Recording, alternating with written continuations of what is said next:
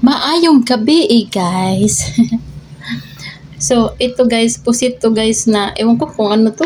Galing man daw to kila Ate Saragomba, sabi ni Princess, galing daw to kila Ate Saragomba, ka-workmate namin. Di ko alam kung, ano ba to pusit, ano yung bulad ba na ano, tuyo na pusit. Kasi ang alat niya. Maalat siya.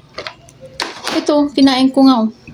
Tapos matigas siya guys. Na, ayan, hindi ko alam kung bulad pa yan, oh.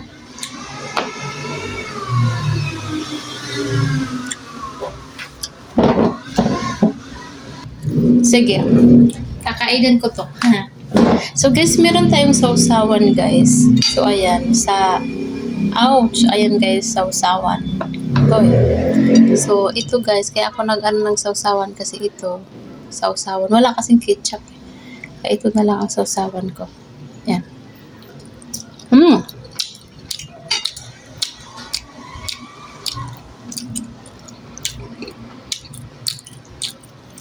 Inaya ako ng ka-workmate ko, nakakain daw kami ngayon sa may Tapsihan. Tapsihan siya guys, pero bagong bukas. May coffee, may ano. Pwede ka mag-coffee, pwede ka mag-ano, pero pwede ka rin, may mga mga tapsilog, ganun.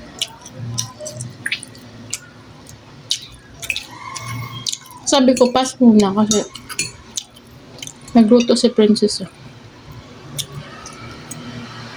Diba? Imbis na makatipid ka, nakain-kain pa sa labas. Tsaka hindi ako masyadong sama na sama ng mga ka-workmate kasi hindi naman lahat ng ka-workmate mo totoo. Minsan nga, naparapan, nag-uusapan nga nila ko.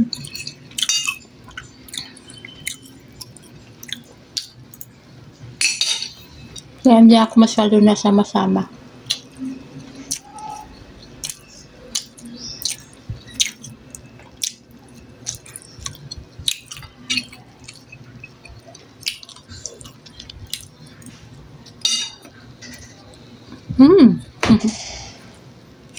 Binuksan ko yung pintuan.